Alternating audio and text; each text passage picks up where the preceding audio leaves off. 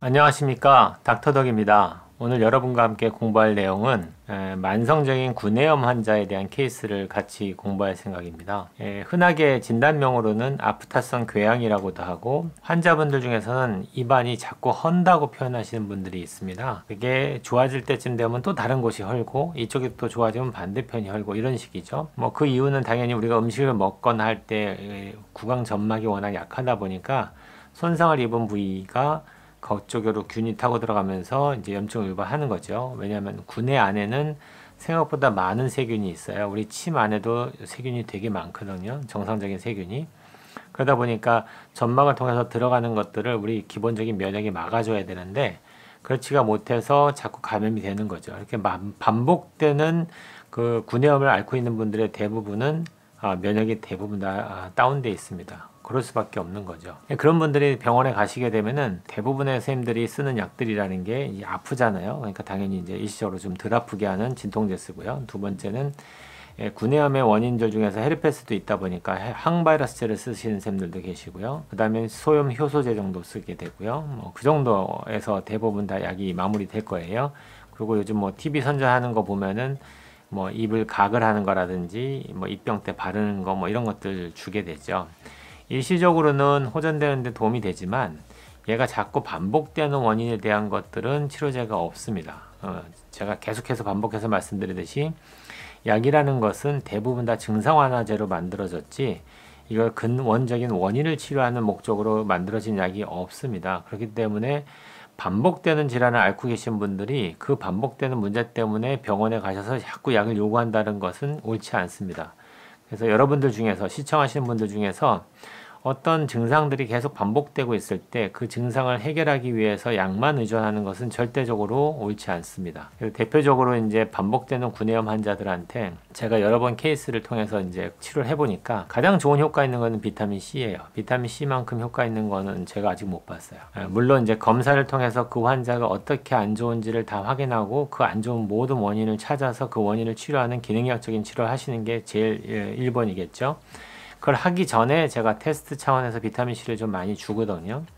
얼마 전에도 한 이제 아가씨가 왔는데, 멀리서 왔어요. 서울에서 왔는데, 그분이 이제 반복되는, 그 달마다 경험하는 구내염이 벌써 1년이 넘었죠. 2년 가까이 되는 그런 구내염을 앓고 오셨어요. 그래서 제 유튜브를 보고 이제 멀리서 찾아오신 거죠. 그래서 오셔가지고서 이제 상담을 하고, 일단은 검사를 다 진행했고요. 그리고 그날 제가 이제 메가비타민C를 일단 기본 처음에 스타트할 때는 20g 정도를 줍니다. 20g 정도를 혈관으로 주게 되고요. 나머지도 이제 항산화제하고 비타민하고 미네랄을 좀 줬어요.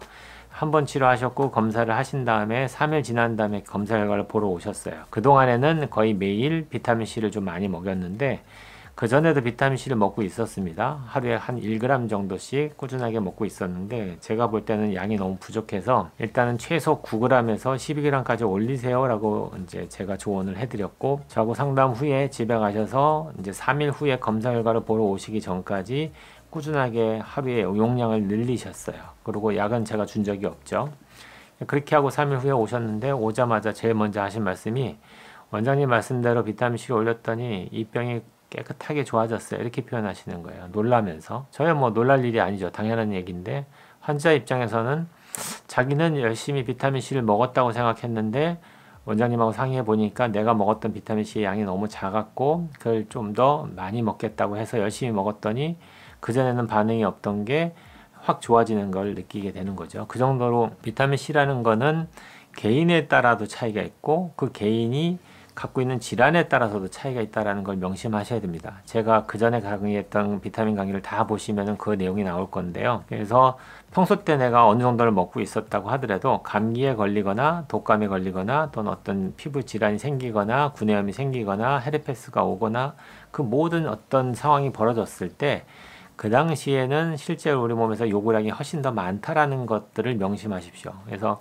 평소 때 6g씩 먹던 분이라면은 아무 문제 없으면 그냥 가셔도 되는데 그렇게 먹다가도 계속 어떤 문제가 생기면은 거기서 더 올려야 된다는 생각을 반드시 하셔야 돼요. 그래서 9g에서 12g 이상 올리니까 구내염이 싹 좋아지죠. 일단은 그렇게 해서 꾸준하게 비타민C를 먹어서 유지되면 좋지만 제가 기능학적인 검사를 해보니까 생각보다도 지금 현재 그 장 누수라든지 또 이분한테 안 맞는 여러 가지 음식들이 나오더라고요. 역시 그래서 검사라는 게 중요합니다.